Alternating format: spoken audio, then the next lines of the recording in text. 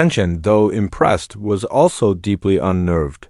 A man with such skills could be a powerful ally, but also an untraceable assassin.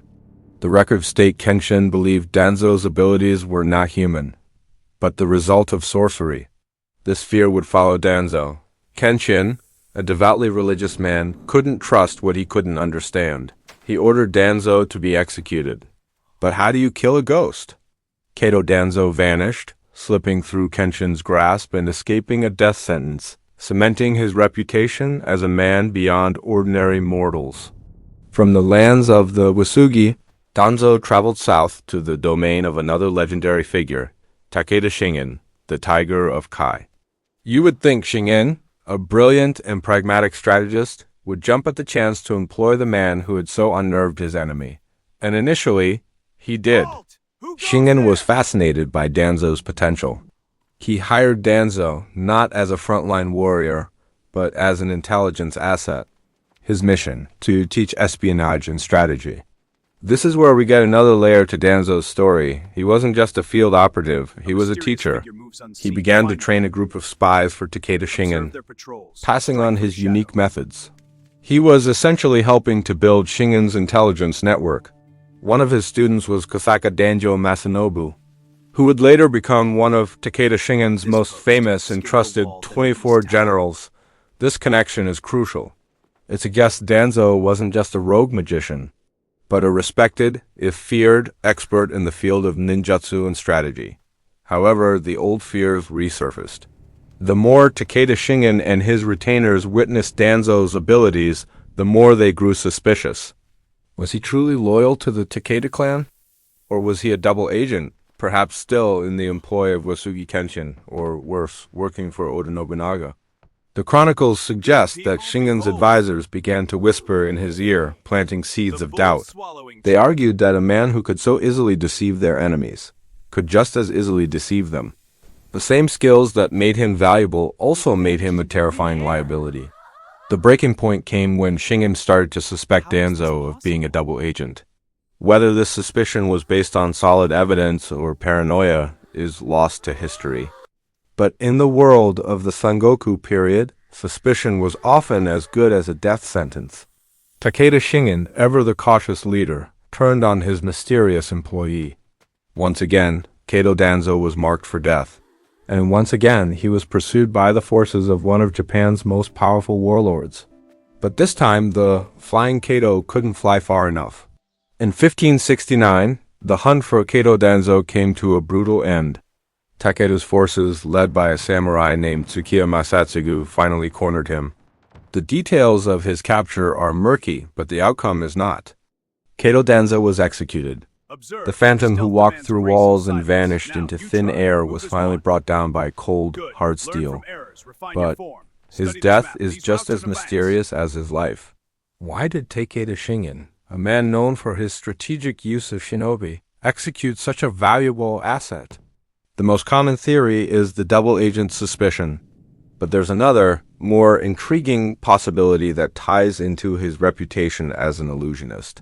Some historians speculate that Danzo's illusions were becoming too public and too famous. In a world built on rigid social structures and divine authority, a man who could seemingly defy the laws of nature was a threat to the established order. His magic could inspire awe, but it could also inspire rebellion. He was a wild card and an unpredictable force, and for a control-obsessed leader like Takeda Shingen, that was something that had to be eliminated. So let's talk about his most famous illusions.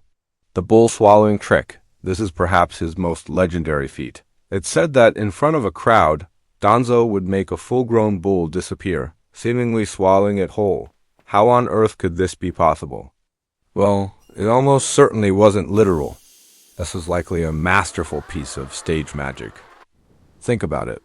He would perform in a controlled environment. He could have used large, cleverly placed screens, mirrors, or trapdoors. The bull might have been led behind a screen and through misdirection. Audience manipulation and a hidden escape route for the animal, it would appear to vanish. He might have used smoke to obscure the audience's view. The swallowing gesture would have been pure showmanship, the act that cemented the trick in the minds of the witnesses and turned a clever illusion into sorcery. Then there's the seed-sprouting illusion. Danzo would allegedly plant a seed, and in moments it would sprout, grow, flower, and even bear fruit. Again, this sounds like pure fantasy. But let's break it down from the perspective of a master illusionist. This is a classic magic trick. It's all about sleight of hand and prepared props. He likely had pre-sprouted plants and flowers hidden up his voluminous sleeves or in secret compartments. As he gestured and distracted the audience with his patter, he would skillfully swap the seed for a sprout, then the sprout for a small plant, and so on, culminating in the magical appearance of a fully grown flowering plant. To an audience in 16th century Japan, this would be indistinguishable from real magic. These illusions were his calling card, but they were also his curse. They made him famous, but they also made him a target. He was a man out of time, a performer whose art was too advanced, too strange for the era he lived in. His skills in espionage were real, but it was his public persona as a magician that ultimately sealed his fate. And this brings us to a crucial point about how we understand history. The story of Kato Danzo is preserved in several historical chronicles, like the Koyo Gunthen, a record of the Takeda clan's military exploits, and various accounts from the Uesugi side. However, these documents weren't just dry reports of facts. They were often written with a specific agenda, sometimes to glorify a clan, justify an action, or even to entertain. The writers may have embellished the stories of Danzo's powers to make their lords seem more formidable for having confronted such a supernatural foe. So, who was the real Kato Danzo? Was he a sorcerer? Unlikely a ninja? Yes, but not in the way we often imagine. He was a kancho, a spy, and an expert in psychological warfare. But most of all, he was a brilliant and innovative illusionist, a performance artist whose stage was the battlefield and the courts of powerful daimyo. He used the perception of magic as his ultimate weapon. When you believe your enemy can fly, swallow bowls, and disappear at will, you are already defeated psychologically. Your guards are more nervous, your strategies are second-guessed, and fear becomes your true enemy. Danzo understood this better than anyone. He wasn't just gathering information. He was manipulating the minds of his targets. His life was short, and his end was violent, but his legend endured. He became a cautionary tale for the powerful. Beware the man who commands not soldiers, but shadows and perceptions. He also became a folk hero, a symbol of the individual who could outwit the most powerful men. His story was retold in kabuki plays, woodblock prints, and novels, with each retelling adding another layer of myth and magic. The Flying Kato of legend was born from the smoke of the real Kato Danzo's illusions. What's truly fascinating is that even after his death, his influence may have lived on. Remember Kasaka Danjo, his supposed student? He became a key figure in Takeda's intelligence operations. It's plausible that the methods and psychological tricks taught by Kato Danzo were integrated into the Takeda clan's school of espionage, the Koshuru Ninjutsu.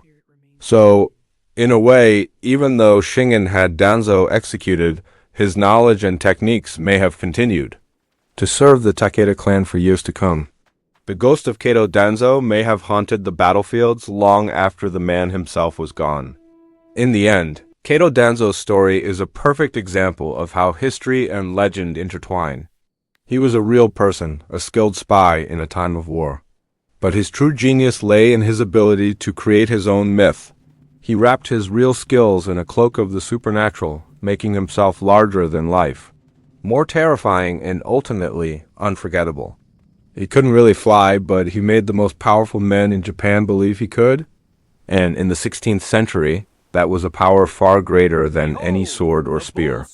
He mastered the art of perception, proving that sometimes the most effective weapon is the one that exists only in the mind of your enemy.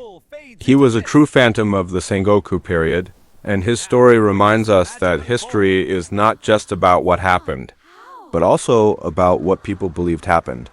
The line between fact and folklore is often as thin as a puff of smoke from a magician's hand. Thank you so much for joining us on this journey into the shadows of Japanese history.